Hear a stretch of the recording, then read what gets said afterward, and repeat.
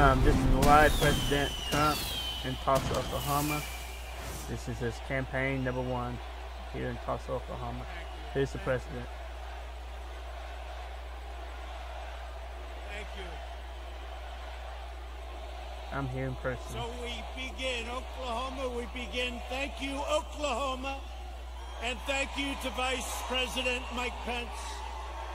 We begin our campaign.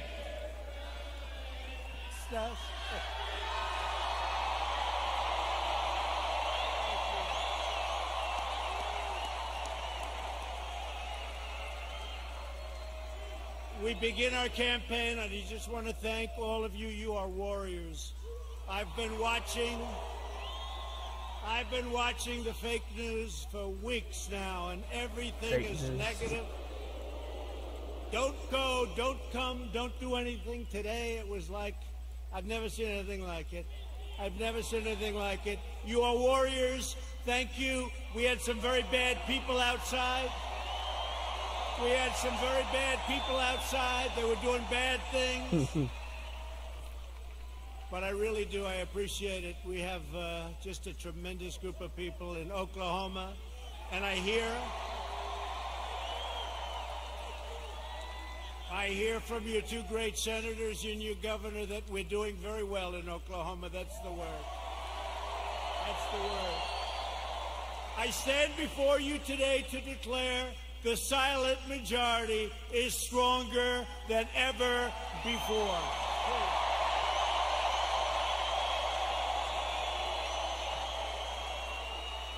5 months from now, we're going to defeat Sleepy Joe Biden. Boy, does he get a pass from these people, huh? We're going to stop the radical left. We're going to build a future of safety and opportunity for Americans of every race, color, religion, and creed. Republicans are the party of liberty, equality, and justice for all.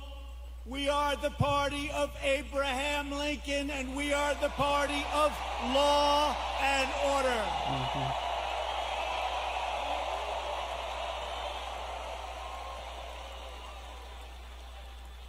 Think of what we've done. We will have close to 300 federal judges appointed and approved by the end of my first time. That's an all-time record. That's an all-time record.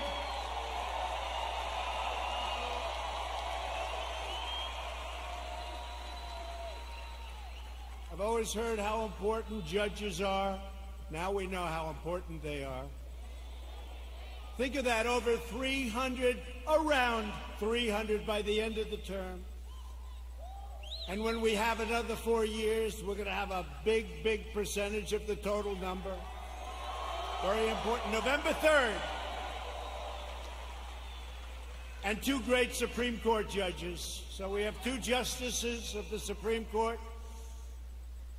Justice Gorsuch, Justice Kavanaugh. They're great. They're great. They're great. We have 2. And we could get a few more. Yeah, we could get a few more. We've spent over $2 trillion to completely rebuild the unmatched strength and power of the United States military.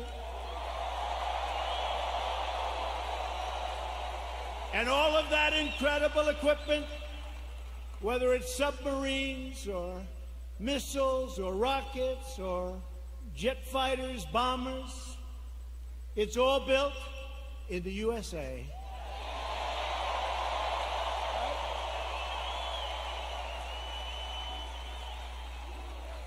We passed VA choice.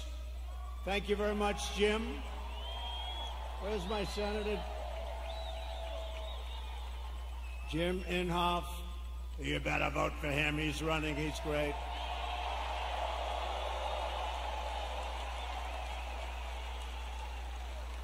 But we'll get to him and James Lankford in a second. 2 great senators. You have 2 great senators. So we passed VA choice. So if you're a veteran, for years and years, they've wanted to do it for almost 50 years. We got it done. We get a lot of things done.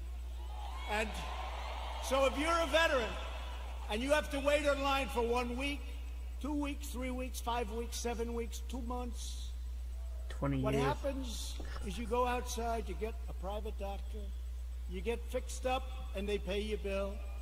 We take care of the bill. We take care of the bill, and you get immediate service. It's never happened before, and our approval rating at the VA is now 91%. That's how good it is. Never been anywhere near that number. Never been anywhere near that number. And VA accountability. We had a lot of bad people in the VA, people that didn't love our vets, people that were sadistic, people that stole, a lot of bad people. You couldn't get rid of them because they were, let's say it could be unions, it could be civil service, right? Let's just say. And so you couldn't get it done. That was another one. For decades and decades, they wanted to get it changed. And I got it done with those people and your congressman, too. Your congressman, who I'm going to introduce. VA accountability, and now somebody treats our veterans badly.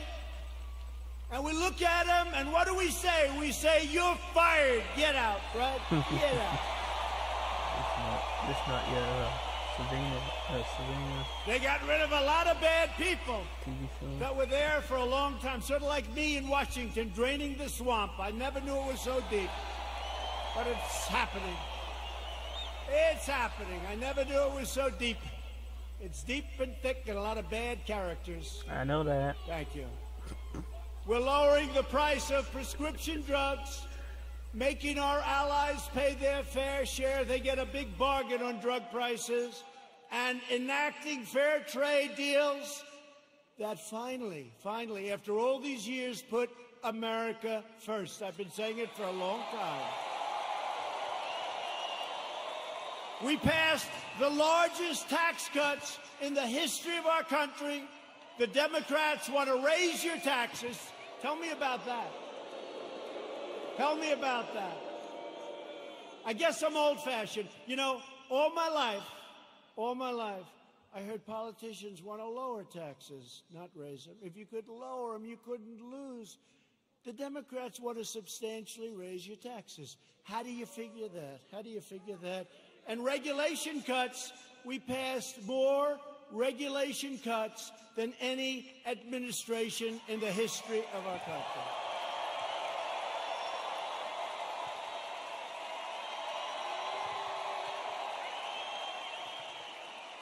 And with the help of our great energy workers, many of them come from the great state of Oklahoma. Do you ever notice that Biden oftentimes gets the state wrong? He's in Iowa, and he says, it's good to be in Idaho. No, you're in Iowa. He's in New Hampshire, and he says, it's great to be in Ohio. No, you're in New Hampshire. That happens to him all the time. Hasn't happened to me yet. You know, when that happens, there's nothing you can do to make up for it. You might as well just walk off the stage because the speech is a disaster. Good. Right?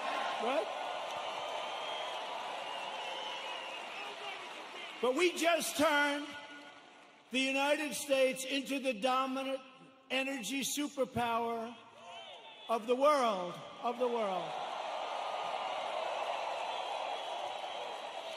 And because of the Chinese virus, what happened about 3 months ago, it looked like we were in big trouble, and we were, and I got it back together. I called Russia.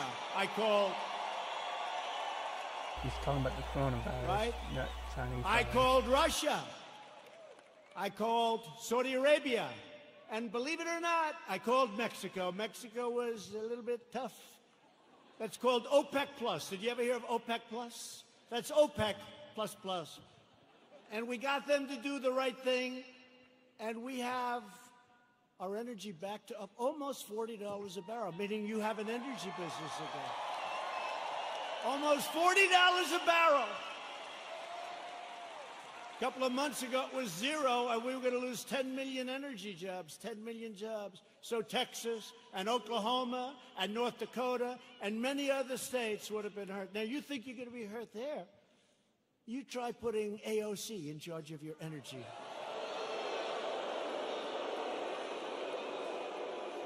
That will make the pandemic look like child's play to the people in energy. She has one problem. It's called petroleum.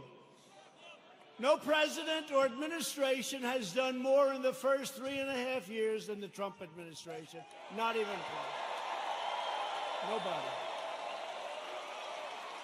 Our incredible success in rebuilding America stands in stark contrast to the extremism and destruction and violence of the radical left. We just saw it outside. You just saw it outside. You saw these thugs that came along. These people call them protesters. Isn't it beautiful?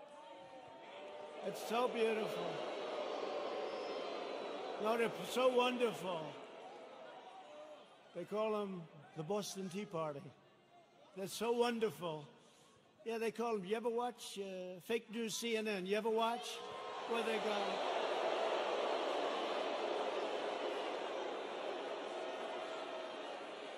How about the CNN anchor? How about the CNN anchor? You know, did a little shave job in the head, which is fine. And he's standing in front of a building saying things are very peaceful here. And the building is, it looks like the biggest fire I've ever seen. The whole town is burning. It's like the biggest fire. And he said, things are very good here, Anderson. I think it's good. I think it's good. These are wonderful people, Anderson. You ever see that? Looked like the world was coming to an end. And you know, we did something in Minneapolis. After watching for 3 or 4 days, I called. I said, you got to get out. You can't protect yourselves. I got them to take 8,000 National Guardsmen. And in 1 hour, it all ended. And they rode through the next 3 weeks with no problem.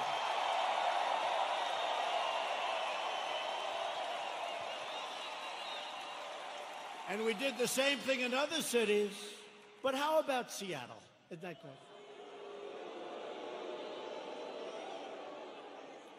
So they take over a big chunk of a city called Seattle. I mean, we're not talking about some little place. We're talking about Seattle. Have you ever been to Seattle? They took over a big chunk, and the governor, who's radical left, all of these places I talk about are Democrat. You know that. Every one of them. Every one of them. And I have an offer out. I said, anytime you want, we'll come in, we'll straighten it out in 1 hour or less. Now, I may be wrong, but it's probably better for us to just watch that disaster.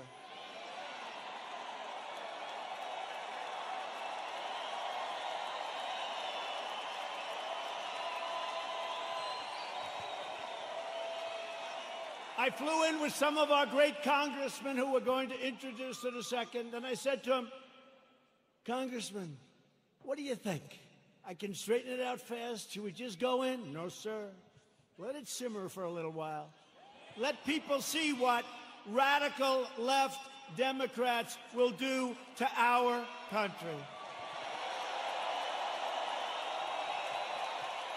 Right? But Americans have watched left-wing radicals burn down buildings, loot businesses, destroy private property, injure hundreds of dedicated police officers. These police officers, they get injured. They don't complain. They're incredible. And injure thousands upon thousands of people only to hear the radical fake news say what a beautiful rally it was. And they never talk about COVID. They don't talk about when you see 25,000 people walking down Fifth Avenue or walking down a street of a Democrat-run city. You never hear them saying, they're not wearing their mask. You don't hear them say, as they're breaking windows and running in, and then when I say the looters, the anarchists, the agitators, they say, what a terrible thing for our president to say. What a terrible thing. But you don't hear them talking about COVID. COVID. To be specific, COVID-19. That name gets further and further away from China as opposed to calling it the Chinese virus.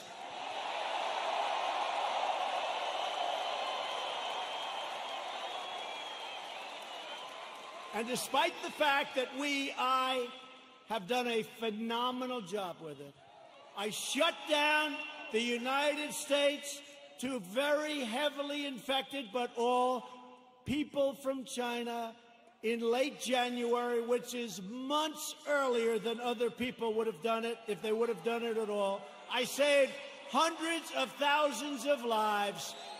We don't ever get even a mention. Then I closed it down to Europe early. Closed it down because I saw what was happening. And by the way, most people said, don't do it. Don't do it. We saved hundreds of thousands of lives. And all we do is get hit on like we're terrible. And what we've done with the ventilators and with the medical equipment and with testing, you know, testing is a double-edged sword. We've tested now 25 million people. It's probably 20 million people more than anybody else. Germany's done a lot. South Korea's done a lot. They call me, they say, the job you're doing, here's the bad part. When you do testing to that extent, you're going to find more people, you're going to find more cases. So I said to my people, slow the testing down, please. They test and they test. We got tests that people don't know what's going on. We got tests. We got another one over here. The young man's 10 years old. He's got the sniffles. He'll recover in about 15 minutes. That's a case. Add up to it. That's a case. That's a case.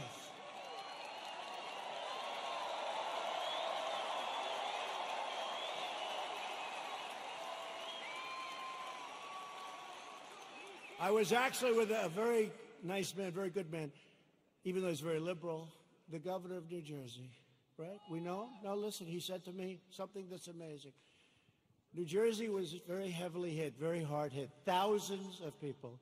He said with thousands of people that died, thousands of people, there was only one person that died under the age of 18. Would you believe that?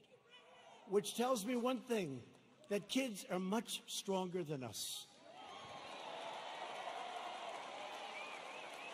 When you see a little kid running around, say, boy, oh boy, do you have a great immune system. How about a piece of your immune system? They don't even know about this. Let's open the schools, please. Open.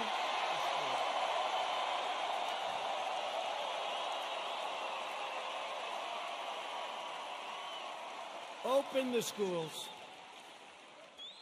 We got to get them open. In the fall, we got to get them open. The unhinged left-wing mob is trying to vandalize our history, desecrate our monuments, our beautiful monuments,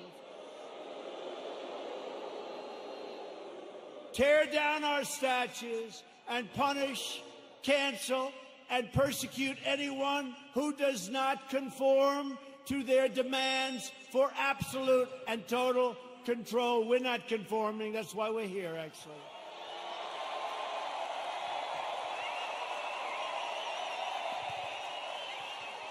This cruel campaign of censorship and exclusion violates everything we hold dear as Americans. They want to demolish our heritage so they can impose their new oppressive regime in its place. They want to defund and dissolve our police departments. Think of that. You know, I heard it for the first time 2 weeks ago. I said, well, that one, I mean, they're only kidding. I said, they're wrong. They're not. Minneapolis, you see what's going on? They're not kidding. They got a lot of problems. They'll have a lot of problems. Hey, it's 1 o'clock in the morning, and a very tough, you know, I've used the word on occasion, hombre. A very tough hombre is breaking into the window of a young woman whose husband is away as a traveling salesman or whatever he may do. And you call 911, and they say, I'm sorry, this number is no longer working. By the way, you have many cases like that, many, whether it's a young woman, an old woman, a young man, or an old man, and you're sleeping. So what are you going to do, right? So they wanted to fund, they really do. This is a serious movement. And in Minneapolis, the council's already passed it. In Seattle, you see what's going on there. It's even worse, okay? These people are stone cold crazy. They're crazy. So if you want to save your heritage, you want to save that beautiful heritage of ours. We have a great heritage. We're a great country. You are so lucky I'm president. That's all I can tell you.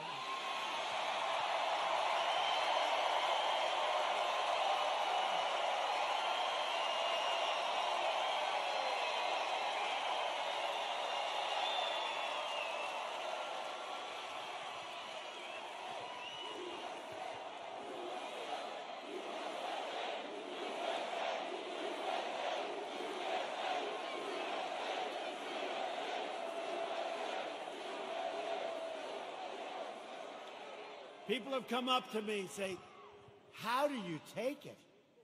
I say, do I have a choice? Do I have a choice? We deal with a lot of bad people, but we're winning. And every once in a while, I'll have one of these days where I'm hit left and right, like even this great event. What if you could have seen outside, or if you could have heard the reports, oh, it's COVID, it's this, they've got... by the way, it's a disease, without question, has more names than any disease in history. I can name Kung Flu. I can name 19 different versions of names. Many call it a virus, which it is. Many call it a flu. What difference? I think we have 19 or 20 versions of the name. But they say to me, where do you get the energy? I say, I don't have a choice. I don't have a choice. You know, it was interesting to show you how fake they are. You might have seen it. So last week they called me, and they say, sir, West Point, we're ready. I said, oh, that's right. I have to make the commencement speech at West Point. You know, they delayed it for 6 weeks because of COVID. So they delayed it, and I went there. 1,106 cadets were graduated, and beautiful. Right? Beautiful cadets. So, this is just to show you how bad the fake news is. So, they say to me, sir, we're ready to go. I say, let's go. This is after saying hello to a lot of cadets, inspecting little areas of a building that was very exciting. Actually, it's beautiful, very old. Studied a lot of our great generals, some of our presidents that went there. West Point is beautiful, right on the Hudson River. But after an hour, general that runs it is a fantastic guy. After an hour, we land. We do some more inspections, and they say, sir, are you ready? Yes, I am. So we walk like the equivalent of about 3 blocks, which is fine. We go on stage, which is fine. They make speeches. Then I make a speech that lasted a long time. I don't know, maybe 45 minutes, maybe longer. I don't know, but a long time. The sun is pouring down on me, okay? But they said to me before the speech, sir, would you like to salute each cadet, each single cadet, or maybe they'll be in groups of 2. Would you like to salute like this? Yes. Like this. Almost 600 times. You know what that is? 600 times!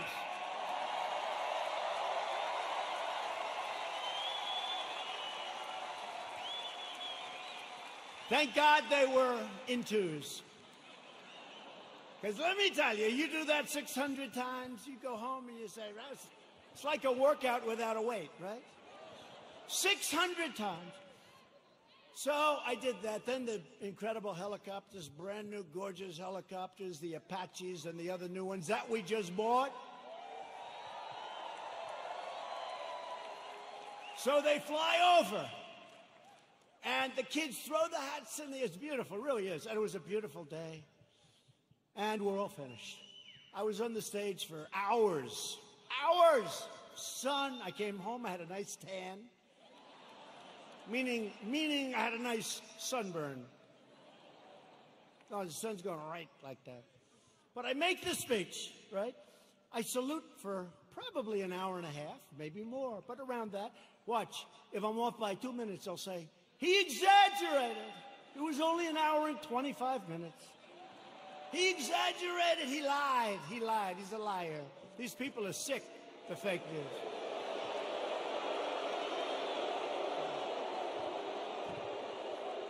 So then, I finished saluting, my final salute. I said, thank goodness, thank you very much. But think of it, so essentially almost 600 times. Now, the general says, sir, are you ready? I said, I'm ready, General. Where are we going now? You have to understand, I left early in the morning to get there. Now it's sort of late in the afternoon. A lot of these fakers were with us. So they know. He said, sir, we can now leave the stage. I said, great, General, let's go. I'll follow you. And he goes like this, right here, sir. I'll walk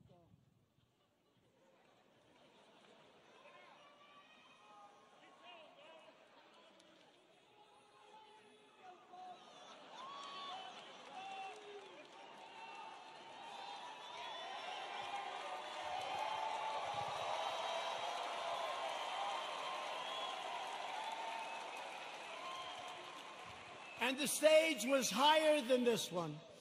And the ramp was probably 10 yards long. I say, General!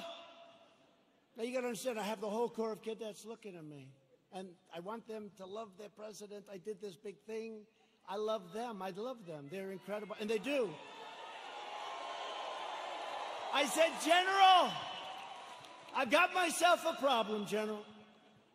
Because I'm wearing leather bottom shoes, which is good if you're walking on flat surfaces. It's not good for ramps. And if I fall down, look at all those press back there. Look at that.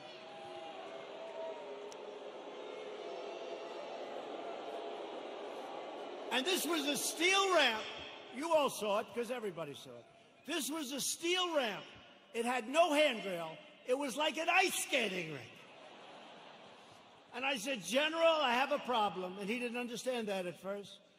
I said, there's no way.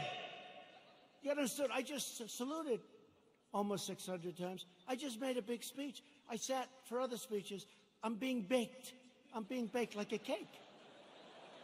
I said, General, there's no way I can make it down that ramp without falling on my ass, General. I have no railing.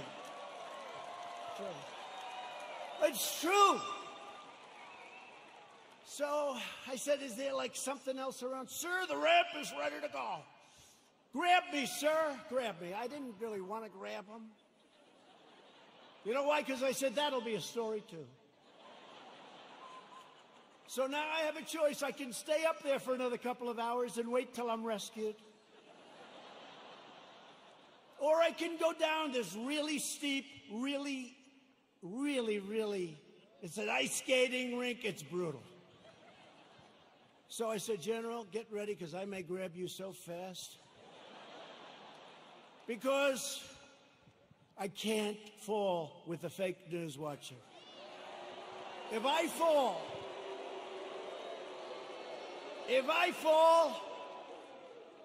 I remember when President Ford fell out of the plane, you remember? I remember when another president, nice man, threw up in Japan. And they did slow motion replays. It's true. Right? It's true. I don't want that, General. Now he's standing there, big, strong guy, and he's got these shoes, but they're loaded with rubber on the bottom. Because the first thing I did, I looked at his shoes. Then I looked at mine. Very, very slippery. So I end up saying, okay, General, let's go. I will only grab you if I need you. That's not a good story. Falling would be a disaster.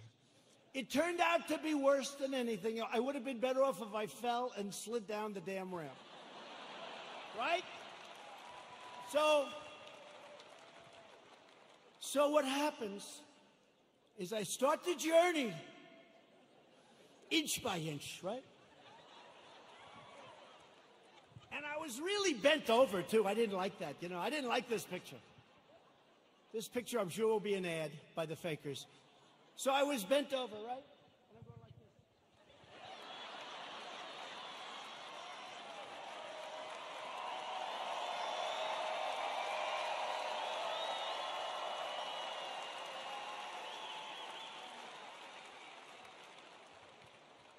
And then we finally reached almost the end. And the fake news, the most dishonest human beings, they cut it off. You know why? Because when I was 10 feet short, I said, General, I'm sorry, and I ran down the rest, right? I looked very handsome. That was the only good thing. I wouldn't want to run down the whole thing because the fall there would be definitely bad. So I took these little steps. I ran down the last 10. And by the way, their tape, take a look. In almost every instance, it ends just before I run. And they said, here was the #1 trending story. I called my wife. I said, how good was that speech? I thought it was hey, look, I will tell you when I make good ones and bad ones. Like so far tonight, I'm average. Okay? But we're having fun. We're having fun.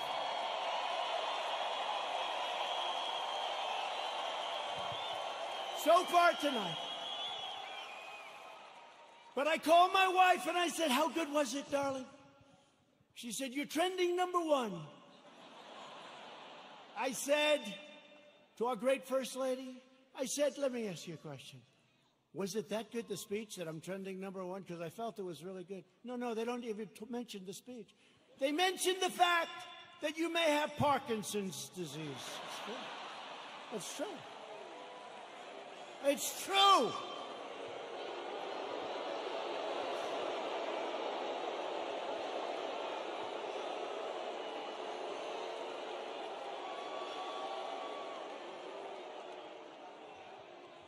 They say there's something wrong with our president. I'll let you know if there's something wrong, okay? I'll let you know if there's something. I'll tell you what, there's something wrong with Biden, that I can tell you.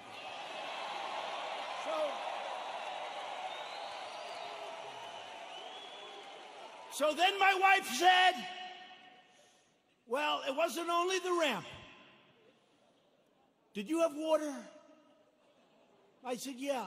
I was speaking for a long time.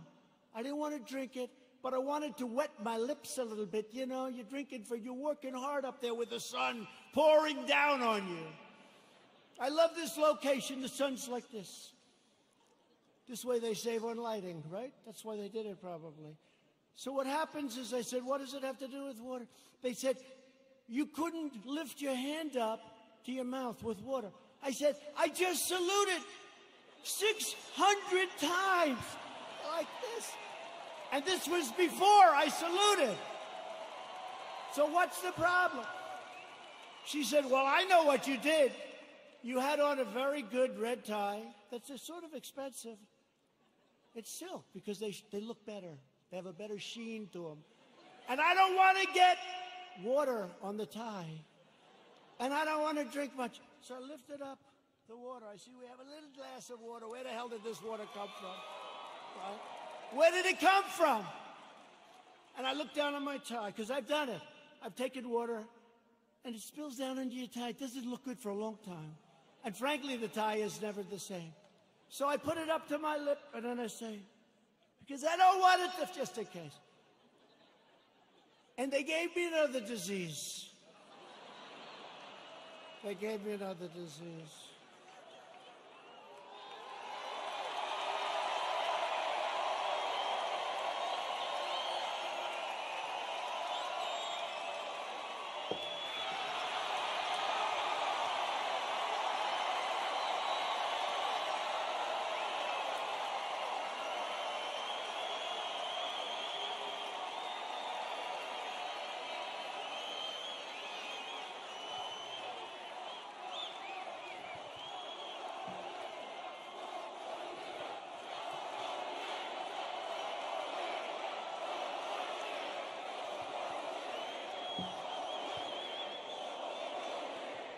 Anyway, that's a long story, but here's the story. I have lived with more the ramp than the water, but I've lived with the ramp and the water since I left West Point. Not one media group said I made a good speech or I made a great speech. But the kids loved it because they broke their barrier, which wasn't good in terms of COVID. But they broke their barrier and they wanted to shake hands. They wanted to, and I don't want to tell anybody, but there were a couple of kids they put at the end. I actually shook their hand, okay? I actually shook it. Because they were excited. They were excited. They're with their president. They were excited. The most beautiful young people, men, women, the most beautiful young people you've ever seen. So think of how you feel, you me. I go there. How did I do? Sir, that was a great speech. You know, all my people, sir, that was one of your best. That was great. I said, that's great. I agree. It was a good speech. I like that speech. They don't mention the speech, but they have me going down this ramp at an inch at a time. It's so unfair. It really is. So unfair.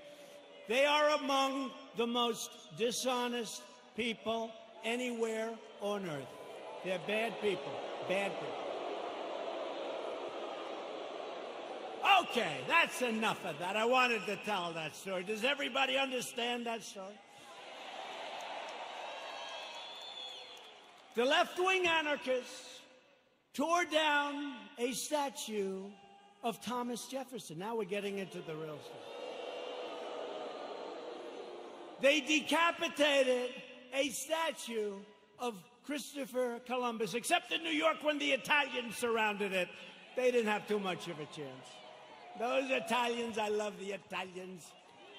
They heard they were going to rip down their beautiful Christopher Columbus, and all of a sudden they circled that thing. They didn't do too well in hurting Christopher, did they? Thank you to our Italian population. We're very proud of you, right? 2 days ago, leftist radicals in Portland, Oregon, ripped down a statue of George Washington and wrapped it in an American flag and set the American flag on fire. Democrat, all Democrat. Everything I tell you is Democrat. And you know, we ought to do something, Mr. Senators. We have two great senators. We ought to come up with legislation that if you burn the American flag, you go to jail for 1 year. 1 year.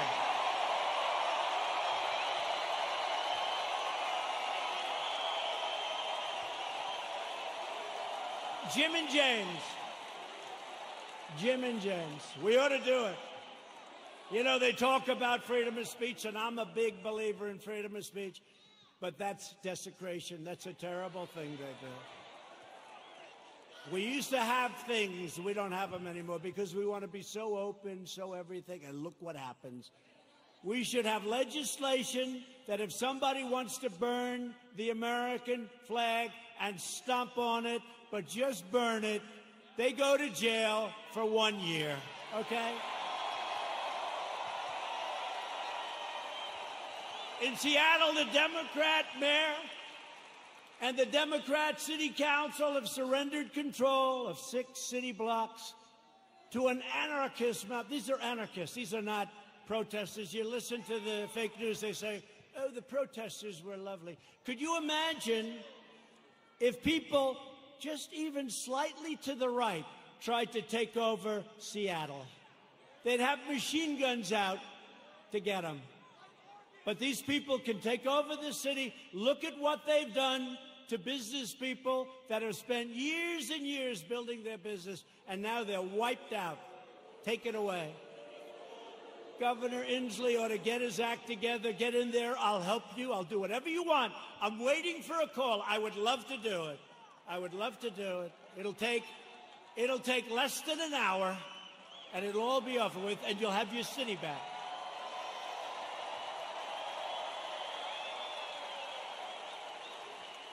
And yet Biden remains silent in his basement in the face of this brutal assault on our nation and the values of our nation. Joe Biden has surrendered to his party and to the left-wing mob. He has no control. Does anybody honestly think he controls these radical maniacs? You know what he says to his wife when he's not confusing her with his sister? Get me the hell out of here. These people are crazy. That's what he says. He has absolutely no control. You know, a lot of times I'll make like a speech, and I'll have this beautiful paragraph come out criticizing every little aspect of the speech. Beautiful, brilliant. But Joe didn't. And it'll say, a comment from Joe Biden. But he didn't say it. Professional people, great students in English lit, people that are very smart say it. Joe Biden said, and they'll go into this highly complex paragraph, beautifully worded, and I say, Joe didn't say that. Joe doesn't even understand it.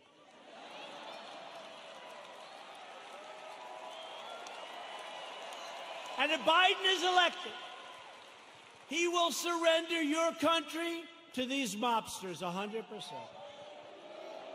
Your 401ks, by the way, look at how we're doing in the stock market. Just set another record with NASDAQ.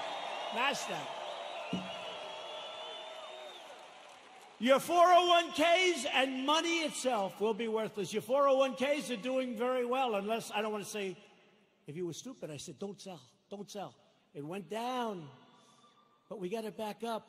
And now NASDAQ, think of it, NASDAQ just set a record. And I think you're going to see a lot of records. And next year, if we don't do anything stupid on November 3rd, you are going to have the greatest economic year we've ever had. That'll be next year.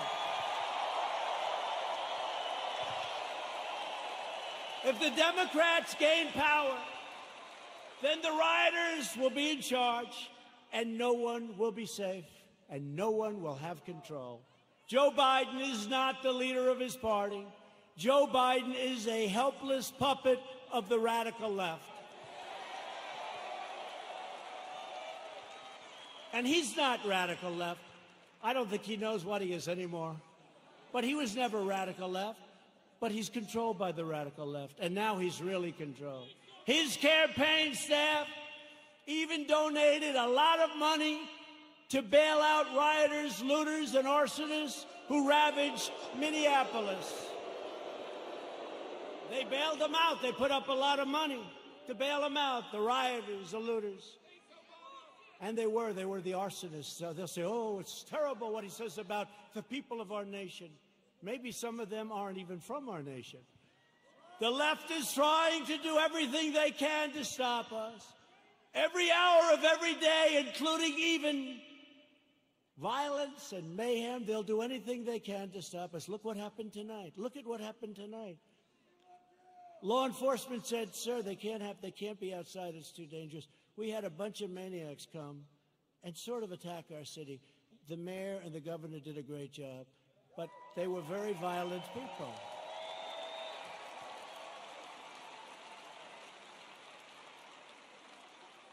And our people are not nearly as violent, but if they ever were, it would be a terrible, terrible day for the other side. Because I know our people. I know our people. But we will never submit to their threats, and we will never let them destroy our nation. What they did tonight, I saw it on television coming in on Air Force One. One thing about Air Force One, we got plenty of televisions. We have televisions in closets. You open up the closet, got a television. We got a lot of televisions. It's a great plane, great everything. By the way, we ordered new ones. No president wanted to do it. They thought it was luxury. I said, wait a minute.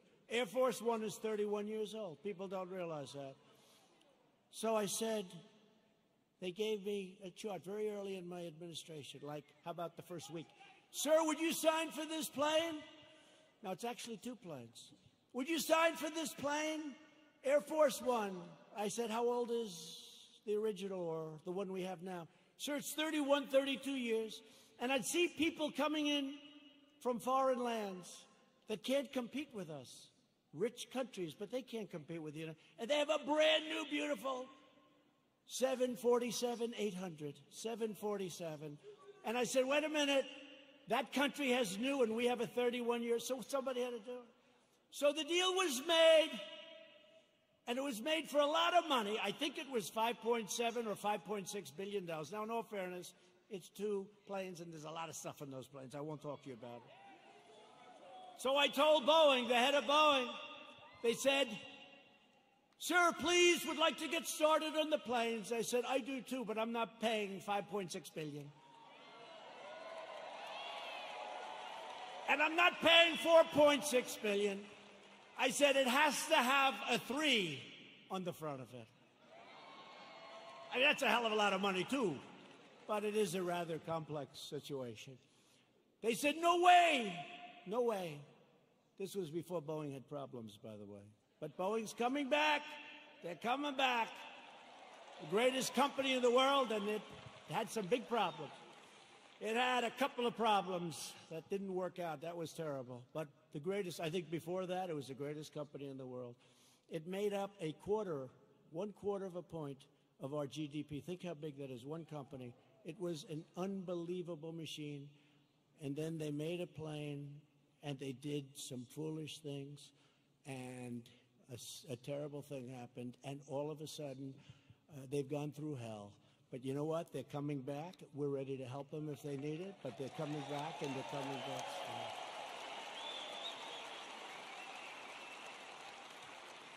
But this was the Boeing before that, and they were riding high, and like I was before this thing came in.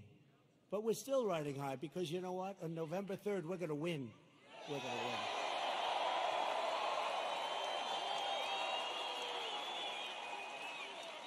So they came in, and they said, no, we want, 5.6 billion, whatever it was. If I'm a little bit off, they'll go crazy, you know. Whatever. But it was a lot. 5.6 billion. Nope, got to have a 3. Got to have a 3. Call me up. Nope, cancel the contract. I said, cancel the contract. I want to cancel. I said, General, can you cancel the contract? He said, yes, sir. I'm very proud of it. Oh, good. Cancel it. Okay, sir. By the way, to cancel it, do you have to pay anything? Yes, sir. We have a cancellation fee, sir. How much is it, General? $250 million, sir. I said, what? Sir, we made a good deal. $250 million to cancel. You mean if we don't buy the plane, we have to hand them $250 million? That's not good, right? Look at these two guys. They're looking. By the way, that's like a good story compared to some I could tell you, like with aircraft carriers. So they said $250 million, or I always say this, or around that number, because I'm off by a little bit.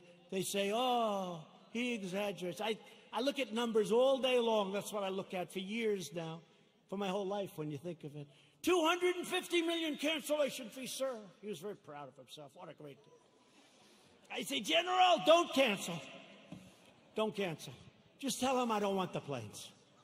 Don't put anything in writing. Don't put it in writing, General. Why, sir? Because I don't want to pay $250. True. Do you hear that, Jim? Jim Inhofe, he's great. You hear that, Jim? You know that story. He does a great job. So here's what happened, the bottom line. Boeing says, no way, no way, no way. The next week they say, no way we're doing it. The next week they said, how about $5 billion? I said, no way, no way. The next week they said, 4.8. I said, nope, it's got to have a 3 on the front of it. Don't you understand, you dumb son of a bitch? Don't you understand?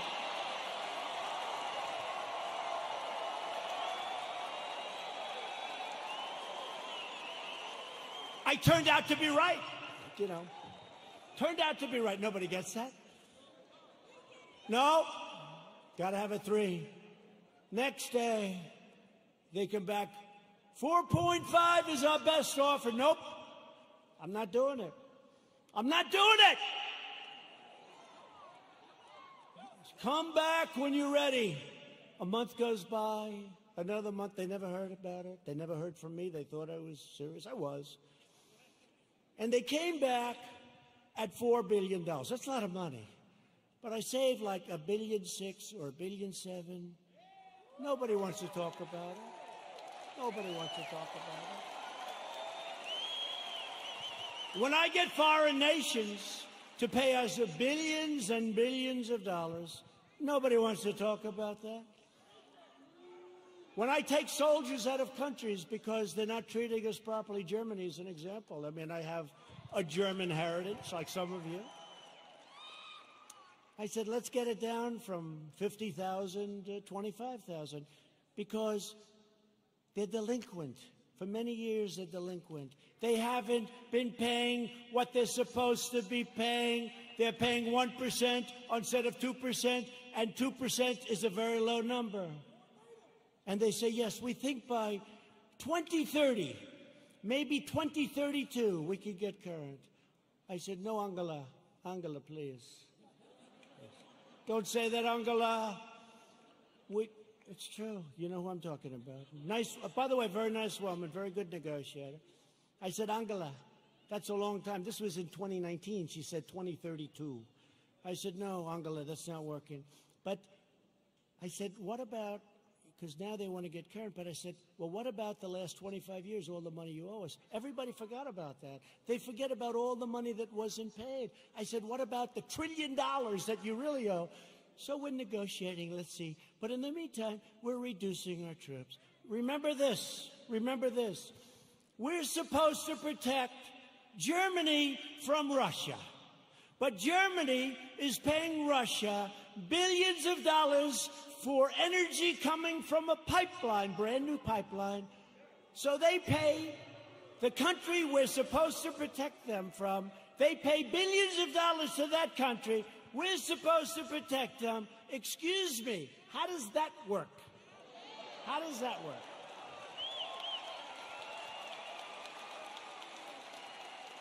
And the great thing is with Jim Inhofe and with James Langford, likewise, when they just said they love you, James.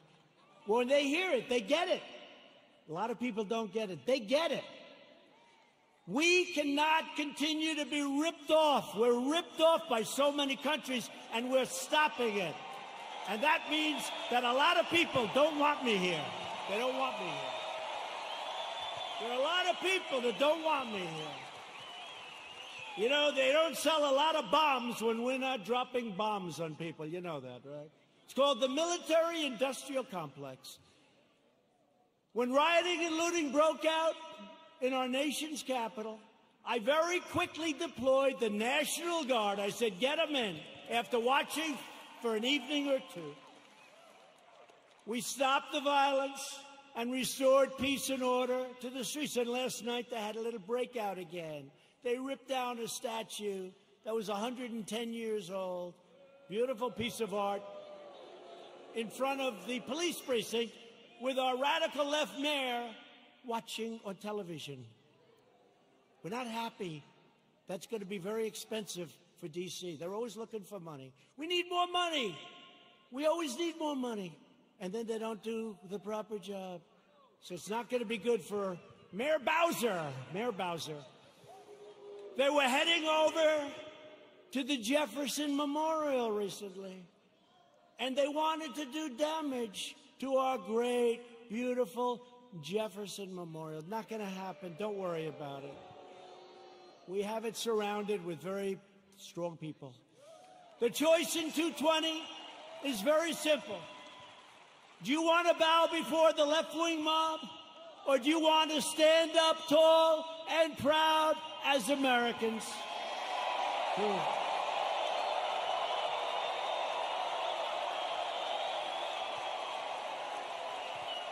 And explain this to the NFL. I like the NFL. I like Roger Goodell, but I didn't like what he said a week ago. I said, where did that come from in the middle of the summer? Nobody's even asking. We will never kneel to our national anthem or our great American flag. We will stand proud and we will stand tall.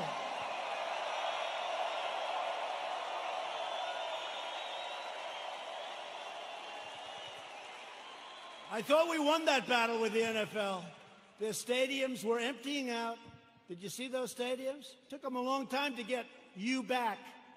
A lot of people didn't like that, you know, a lot of people that you wouldn't even think would care that much. I've had people that I said, these are super left liberals, and they didn't like it. Joe Biden and the Democrats want to prosecute Americans for going to church, but not for burning a church. They believe you can riot, vandalize, and destroy, but you cannot attend a peaceful pro-America rally. They want to punish your thought, but not their violent crimes. They want to abolish bail, abolish and open up your borders. They want open borders, let everyone, and by the way, we're doing so well. We have a record this month on the borders. Nobody's coming in. Very few people. And they want to abolish ICE, our great people from ICE who send the roughest, toughest, meanest people that you've ever seen or ever heard. Generally speaking, when they have lots of tattoos on their face, they're not looking to do you much help.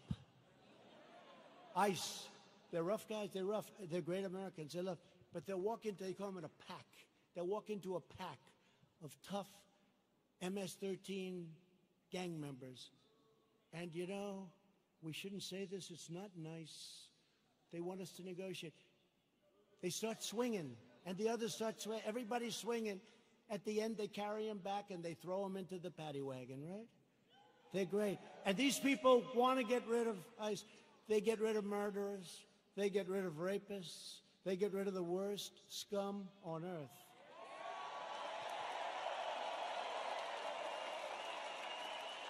And when I called them animals, I said they're animals. And Nancy Pelosi, they cut up a young woman. They cut up a young woman, and her friend cut him up with a knife because it was more painful, dead. Cut him up with a knife because it's more painful, takes longer than shooting a gun. They cut him up. I said, these are animals. And Nancy Pelosi said, these are human beings, they're not animals.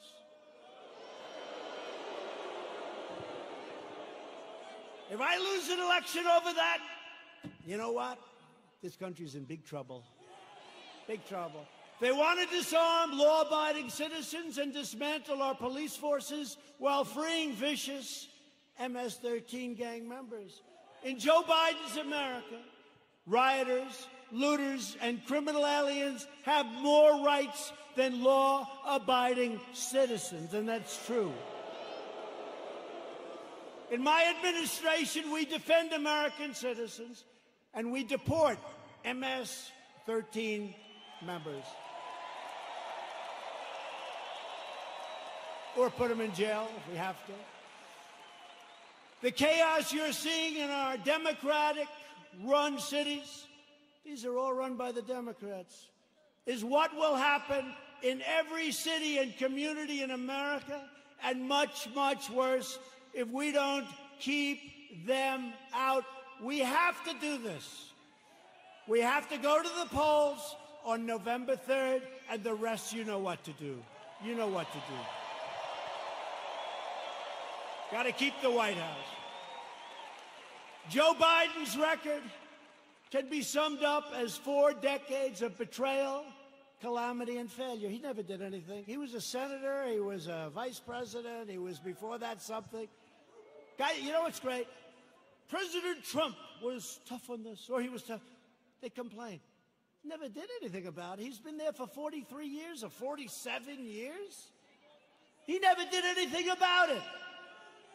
Biden supported every globalist attack on the American worker. Let's make every country in the world rich but ourselves, including NAFTA, the disaster of NAFTA. He wanted to go, and TPP would have ruined our automobile industry.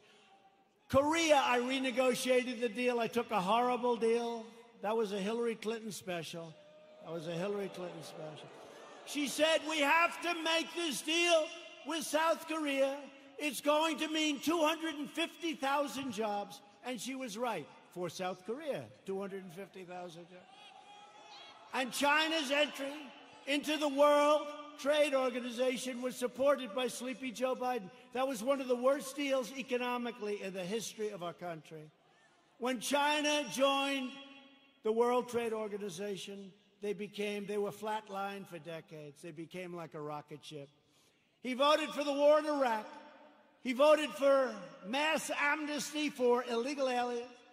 He supports sanctuary cities, and now Biden wants to end immigration enforcement and he wants to require you to provide free health care for millions and millions of illegal aliens, okay? When I took early and decisive action to ban travel from China and protect Americans from the virus, and as I said, Joe Biden opposed my decision and called it hysteria, xenophobia. He doesn't know what the word means, xenophobia, and fear-mongering. And then he apologized a month later. He said he was wrong, but he didn't say it, and they didn't cover it. They didn't cover it. On one of the single most important policy decisions of our lifetime, Joe Biden sided with China over America. That's closing the border. He thought it was a terrible thing. Remember, this was in January. That's early, real early, the end of January. He thought it was a terrible thing when we closed the border to many people that were badly infected with COVID. When the chips are down, Biden will always cave to the radical left. He'll always bow to the angry mob, and he will never protect you or your family, and you know that. Joe Biden will always let you down. That's been his history. At my direction early this year, the heroes of the U.S. military took out the world's top terrorist, the savage killer and leader of ISIS, al-Baghdadi, and the #1 terrorist anywhere in the world, Qasem Soleimani. We took him out.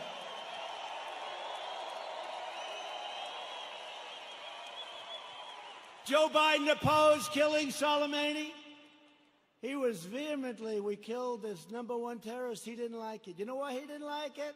Because he thought it would be good politically. That didn't work out too well. Just as he opposed the raid that killed Osama bin Laden. He opposed it. You know that. Biden is always on the wrong side of history, as said by people that are with him and worked with him. He never made a correct foreign policy decision. Biden is a puppet for China. Son walked out with $1.5 billion. I think it's a little bit. Allowing them to rip off America for many years. Now they're paying us billions and billions of dollars. We give a lot of it to our farmers. We have plenty left over. China is not exactly happy with me.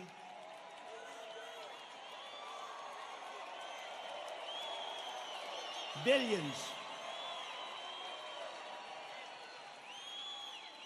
They pay us billions and billions of dollars, and they targeted our great farmers. And I took the money that they targeted. I took that money, and I gave it to the farmers, so they were even. So they're okay. Are you okay? Come.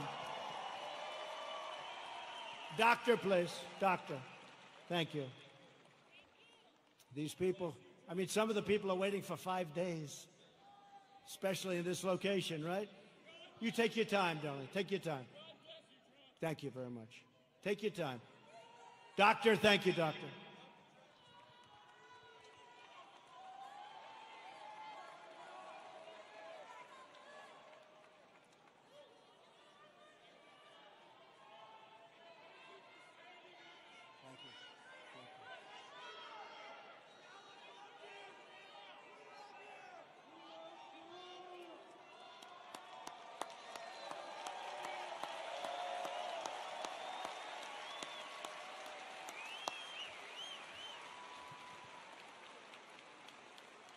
Now, some people wait for 4 or 5 days. It's incredible. He never did anything against China, Joe Biden. And that's why they desperately want him to win. They want him to win so badly. Iran wants him to win so badly. Let me tell you, I'm going to make a very fast deal, the best deal you've ever seen. I've already made one with China, but I can make even more. They want me to lose because they will own the United States if I lose. Iran.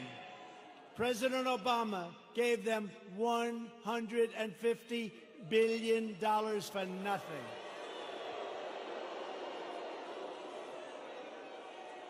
And almost more incredibly, he gave them $1.8 billion in green cash, beautiful cash.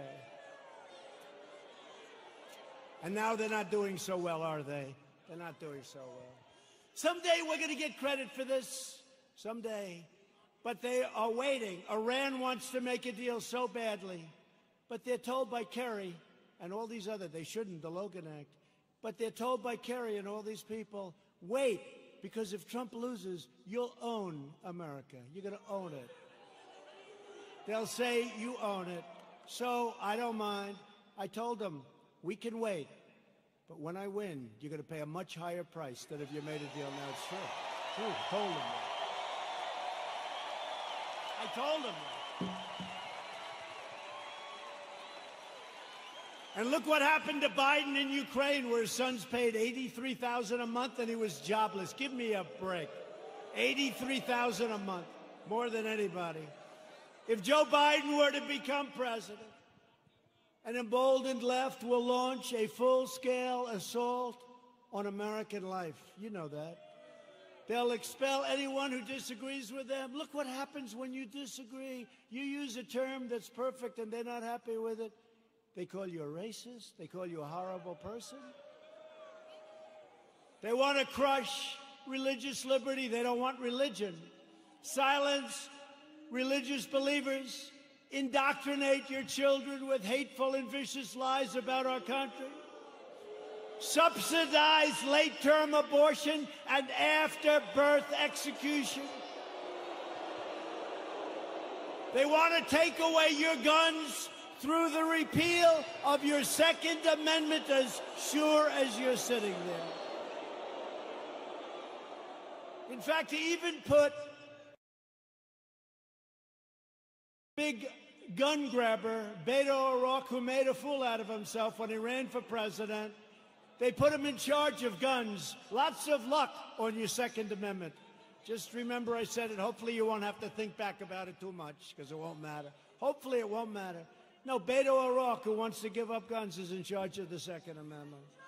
The Dems will also eliminate private health insurance, ban fracking, that's not good, and American energy will be in a position of weakness like it's never been before, and that's after we built the greatest energy country anywhere in the world by far.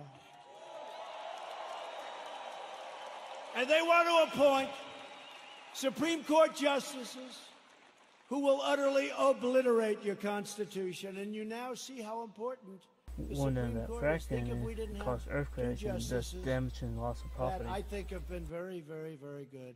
But think how important it is. Think how important it is. And we still, I guess it's, I don't know if it's an equal court. It's almost like we're a minority court, right? It's almost like we're a minority court. The recent Supreme Court cases prove that if Joe Biden is elected, he will stack the court with extremists and the forgotten men and women. Together with everyone else, we'll lose everything. The forgotten men and women. I campaigned on the forgotten. These are great people. These are substantial people. These are the elite. By the way, you're the elite. They're not the elite. You're the elite. They said, somebody 2 days ago said, sir, the elite are really working hard on trying to destroy you. I said, yeah. Why do you call them the elite? I said, why? Well, they're not elite. I look better than them. Much more handsome.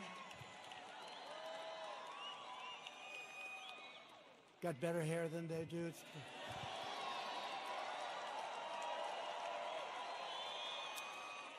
I got nicer properties. I got nicer houses. I got nicer apartments. I got nicer everything. I ran for politics once, just once in my life, and I became president of the United States. Once.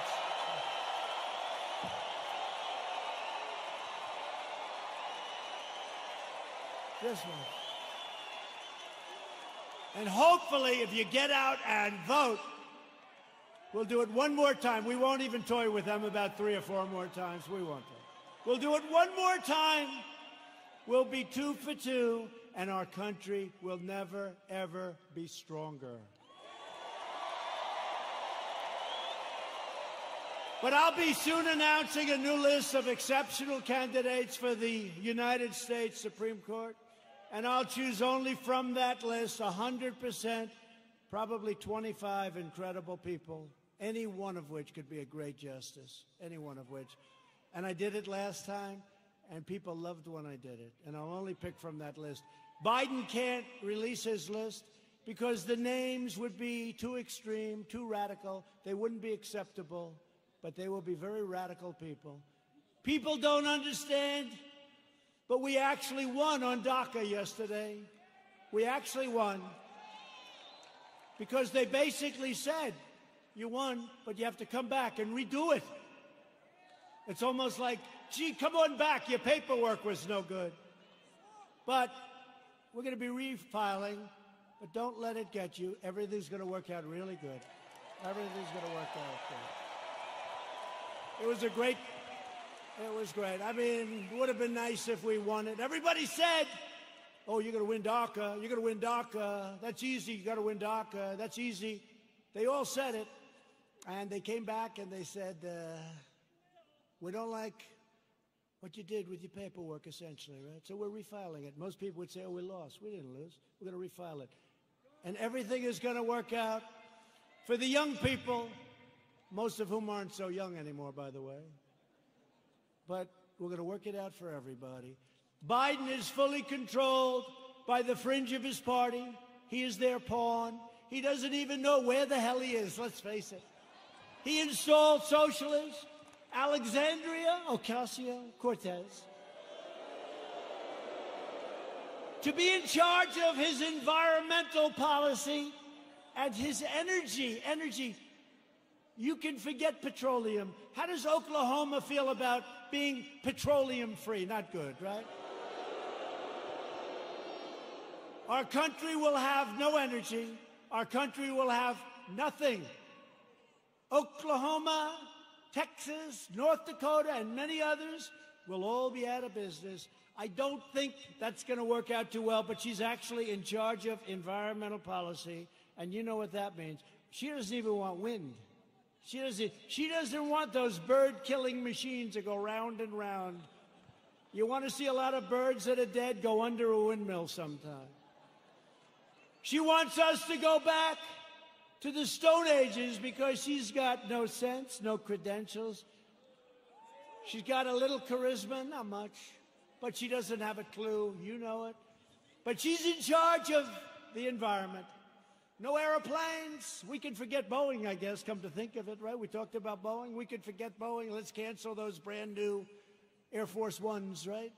Likewise, Representative Ilhan Omar. Ilhan Omar is going to be very much involved in a Biden government.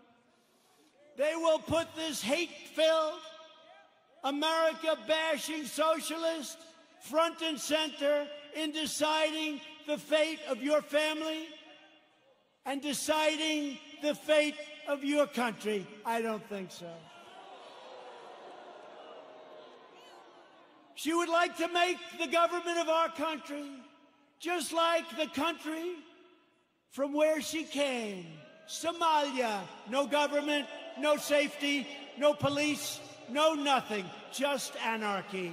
And now she's telling us how to run our country. No, thank you. And I think we're going to have a big victory in the state of Minnesota because they've had it. They've had it. Biden is a very willing Trojan horse for socialism. When Biden first ran for president over 33 years ago, remember I used to call him 1% Joe. He never got more than 1%. Until Obama took him off the trash heap. But he blatantly copied the speech of a British politician, even ripping off the man's personal biography and family history and claiming it was his own. He forgot to say he was born in America. Joe Biden is a shameless hypocrite. Since 2003, he has delivered fawning eulogies to the funeral and at those funerals of 3 leading supporters of segregation, including a former member of the KKK. And yet Biden is now smearing as racist tens of millions of people like yourselves, decent, hardworking Americans who he's never met, and he frankly probably doesn't want to meet. America should not take lectures on racial justice from Joe Biden, Sleepy Joe. A man who praised and partnered with segregationists, shipped millions of black American jobs overseas, and everyone else's jobs too, by the way. If I didn't come along, we're building auto plants, we're building everything. And there's never been a comeback like we're making right now. Never been. He hollowed out our middle class, including our black middle class, with open borders, trapped young children in failing government schools, built cages. Those cages were built by Obama and Biden.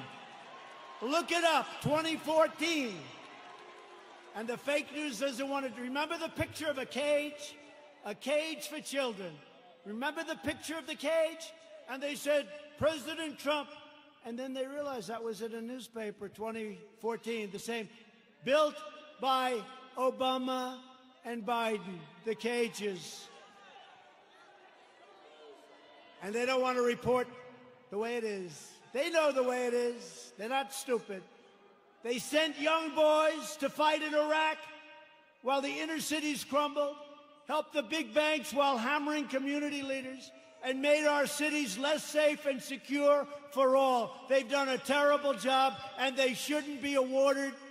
They should not get rewarded with an election victory on November 3rd. It shouldn't happen. It'll destroy this country. Our country will be destroyed. We've all worked too hard. They don't know what the hell they're doing. Some do, actually, but in a very sinister way. Virtually every policy that has hurt black Americans for half a century, Joe Biden has supported or enacted. I've done more for the black community in 4 years than Joe Biden has done in 47 years.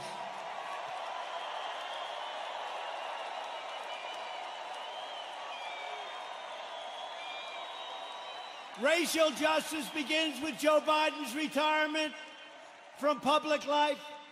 We are joined tonight by many outstanding Republican leaders. These are great people. We have 2 of our most distinguished, hardworking, wonderful friends, senators. They do a great job. Senator Jim Inhofe and James Lankford, please stand up.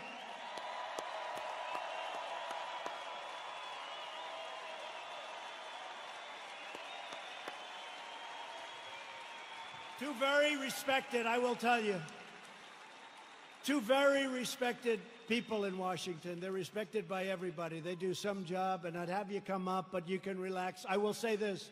Jim is running on November 3rd. Jim Inhofe. He's running on November 3rd. I don't even know. Does he, hey, James, does he have any competition? Is somebody actually running against? There's no competition that he's got. I know he's got James's support. He's got my support. I give him 100% endorsement. Jim Inhofe. I give it to James, too, but he's not running this time. Thank you. Jim, great job. Thank you very much. What a great senator he is. Also here is a man who's respected by so many. He's a little bit right of the people we've been talking about tonight. Senator Tom Cotton of the great state of Arkansas.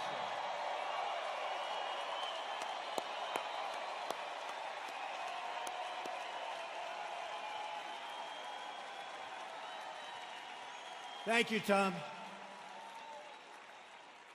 They like you people. Thank you, Tom. Great job you're doing. We're glad to be joined as well by a man that I've gotten to know. He's done an incredible job with COVID and with everything else he touches. Governor Kevin Stitt.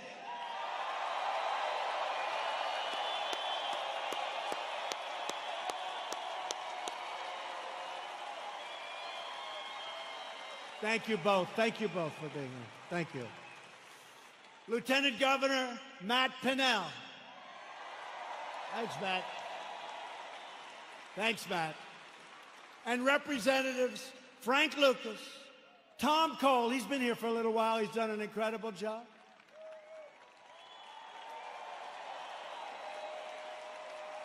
Mark Wayne Mullen, you don't want to fight with him. I want to put him and Jim Jordan in a match together. I want to. Kevin Hearn, great job today, Kevin. The great Jim Jordan.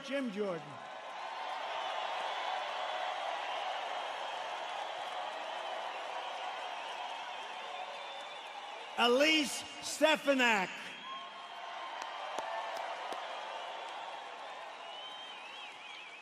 Lee Zeldin.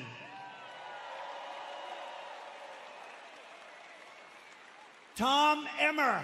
Tom, thank you. These are warriors, folks.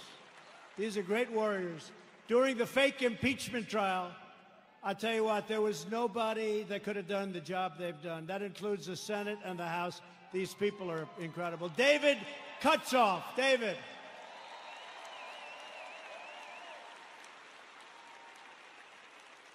A great friend of mine, Debbie Lesko, Arizona. Great job, Debbie. Great job. And a man who's got very good genes, Greg Pence.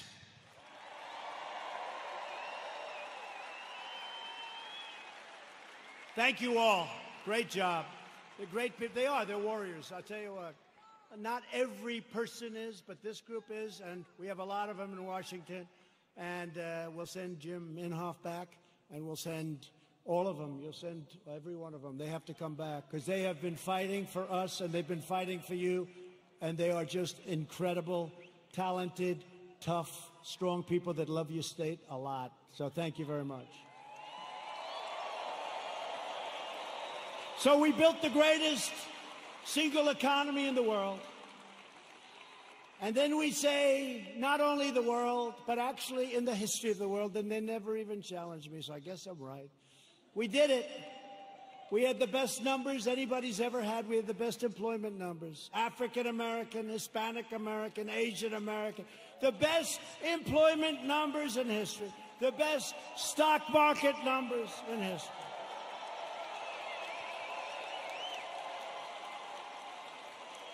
We were the envy of the world. Everybody would come in to see me. Presidents, prime minister, kings, queens, and dictators. Dictators would even come in and say, congratulations on the economy. And then the plague came in, and now what we're doing is we're doing it again, and it's going fast. We have to have a lot of it done because people don't quite get it. We're doing record business. It's happening at a level and a speed that nobody can believe. 2 weeks ago, job numbers came in. The single biggest number in the history of our country. Last week, retail sales numbers came in. Retail sales, the single greatest number in the history of our country. So here's what's going to happen. Here's what's going to happen. They blame a president for anything. When you see looters, even though we put them down, if we didn't stop them, nobody would, because the other side will never stop them. But they always blame a president. Here's what's happening. We're going up, we're going up, we're going up, we're going to go up. Then we're going to hit October. We're going to be up. We're going to be way up.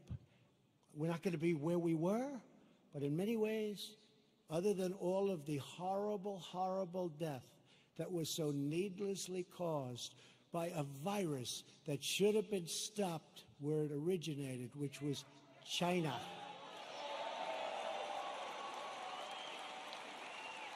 But we're going to go up, up, up, up August, September, October, and people are going to say, man, this guy's doing a good job. He knows what he's doing. I don't believe the fake news anymore.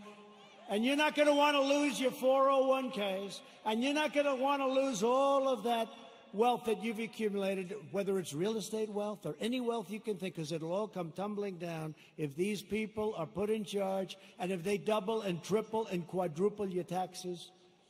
It'll be a whole different ballgame. So I'm not putting any pressure on anybody, but in the end, we're going to have a phenomenal economy. And next year, we're going to have a good third quarter. But next year, and I said it before, will be the single greatest year economically that we've ever had, okay? Yeah.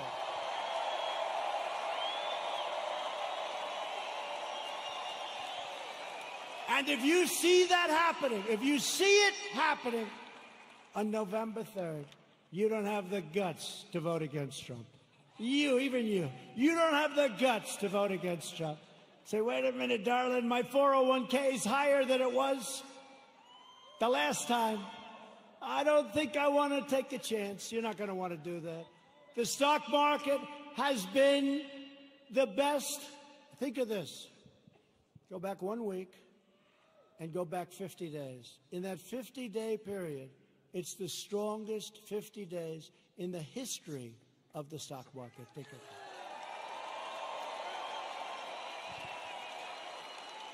And your wife or your husband says, darling, I love you so much.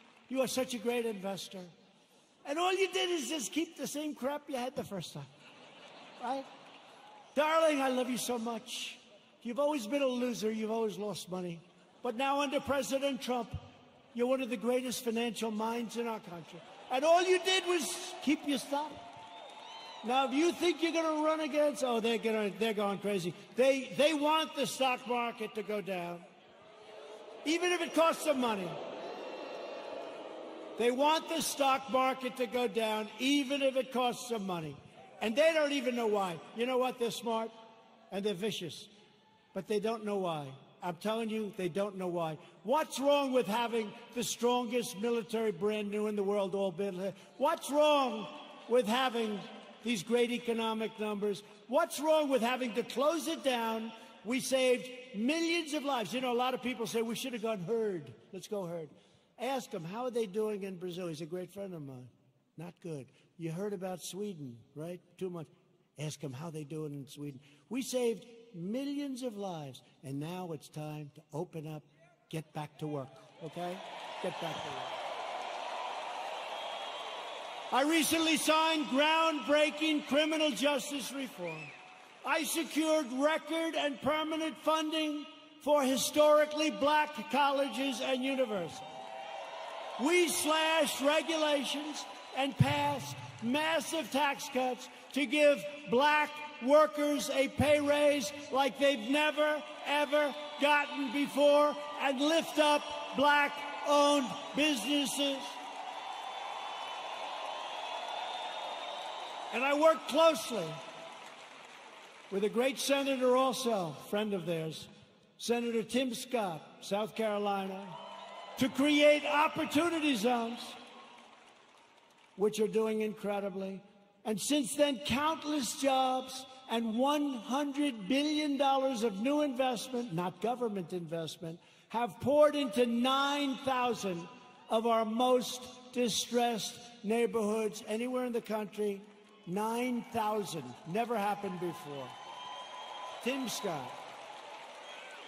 Today, I'm also announcing that I have directed Secretary of the Interior David Bernhardt to place the John Hope Franklin Reconciliation Park here in Tulsa on the African American Civil Rights Network. So many of my friends have been asking me to do it. So many of my friends, including these great politicians. So we're going to do that. It'll be done very quickly. We will forever remember and honor the courageous people who helped build this state and this country.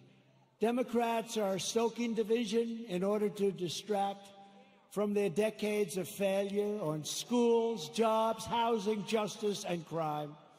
In major city public schools run by Democrats, over 2/3 of students are falling behind in reading and math, and I think the numbers are worse than that. But Democrats would rather deny these children the future they deserve than allow them to attend the charter, public, private, religious, or independent schools of their choice. Pro-choice. Pro-choice. Pro-choice for schools. It's very popular, but some people it's like a disaster because what it does to certain unions that have a lot of power over the Democrats, even though they know it's wrong. Republicans believe access to education is a civil right. It's a civil right. 20 of the most dangerous cities in America are controlled by Democrats. Think of that. 20 of 20. And so is nearly every major city with a child poverty rate that's over 30%. They're controlled by Democrats. We can name every one of them. The murder rate in Baltimore and Detroit is higher than El Salvador, Guatemala, or even Afghanistan. How are they doing, the Democrats running those cities? Your whole country will be like that. In 2018 alone, our police arrested nearly 12,000 people for murder and manslaughter, 25,000 people for rape, and nearly 1.5 million for assault, violent assault. The Democrats' push against our police will drive up crime and drive up costs at levels you'd never believe. Thousands of innocent lives will be lost. As president, I will always support the incredible men and women of law enforcement.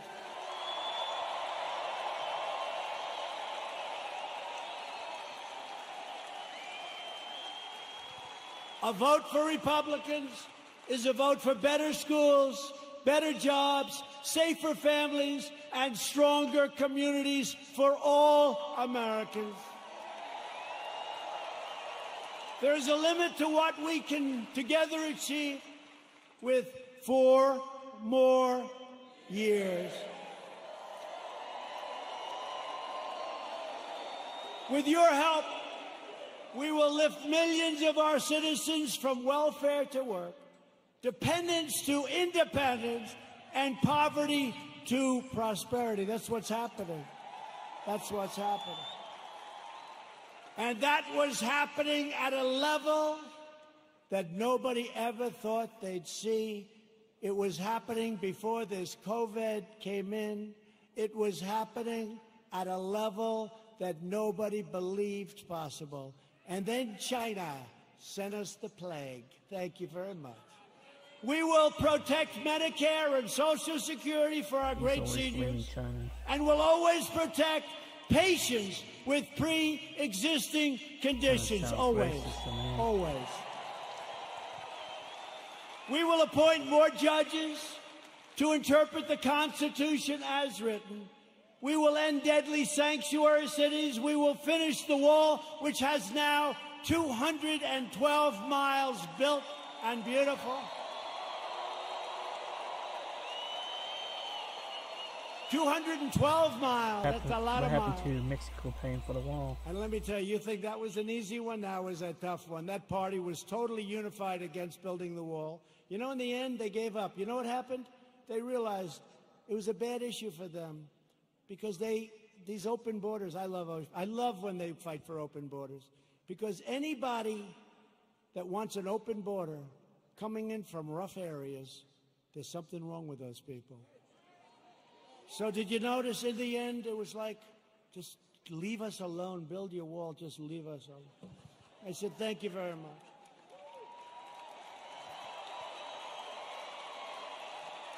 And we will elect a Republican Congress to create a fair, safe, sane, and lawful system of immigration that puts American workers first. We will revitalize our cities, and we will build gleaming new roads, bridges, tunnels, and airports all across our land. We will enact new trade deals that result in more products proudly stamped with that beautiful phrase, made in the USA. It's so beautiful, so beautiful. Made in the USA. That's happening too. We have so many plants coming into Michigan and so many other states. We have car plants coming in. Would have never come if I wasn't president. Would have never come. We will become the world's premier pharmacy, drugstore, and medical manufacturer. That's already started. We're bringing it back. We will keep America out of foolish, stupid, ridiculous foreign wars. We will never hesitate to kill America's terrorist enemies.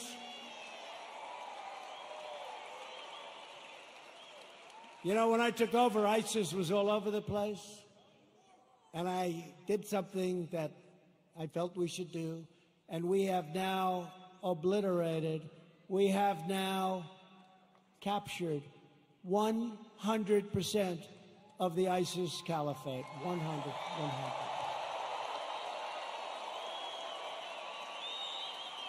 And like our depleted military when I took over, like our empty shelves medically when I took over, like all of the things that when I took over it was a mess, we have done a job. You had to see what ISIS was doing.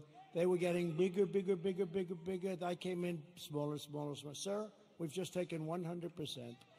We will launch a new age of American ambition in space, and the United States will be the first nation to land on Mars. Good program.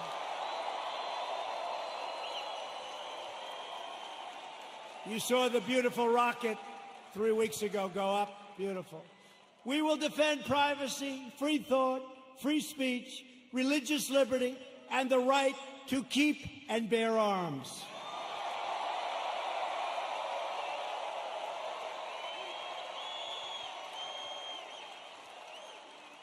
And when you see those lunatics all over the streets, it's damn nice to have arms. Damn nice. Interesting how all of a sudden people understand it, right? You couldn't sell it. Now people understand it. The right to keep and bear arms will protect your Second Amendment. Above all, we will never stop fighting for the sacred values that bind us together as one America.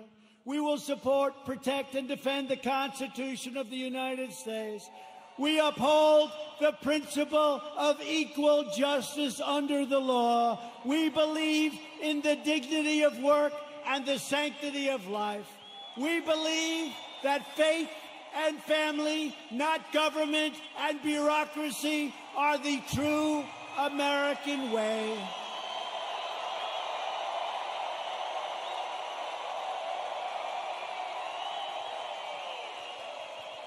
We believe that children should be taught to love our country, honor our history, and always salute our great American flag.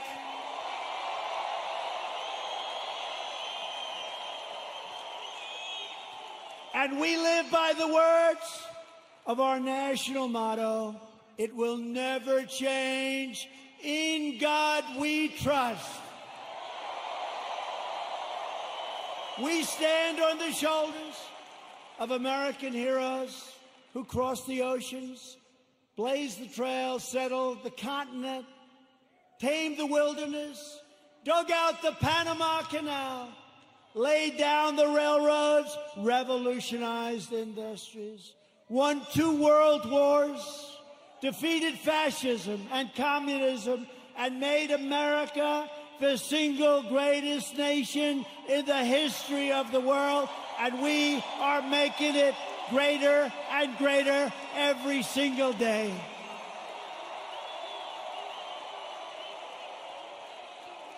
Proud citizens like you help build this country, and together we are taking back our country.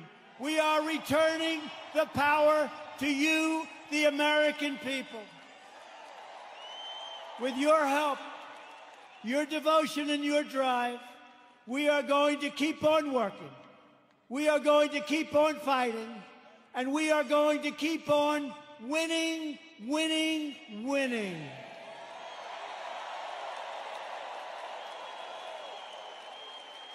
We are one movement, one people, one family, and one glorious nation under God.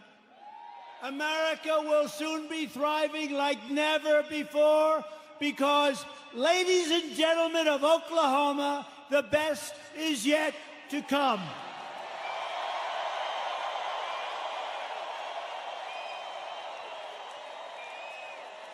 Together we will make America wealthy again. We will make America strong again. We will make America proud again. We will make America safe again. And we will make America great again. Thank you, Oklahoma. Thank you. Watching, don't forget to click subscribe, click the notification bell, give us a thumbs up. See you next time, guys.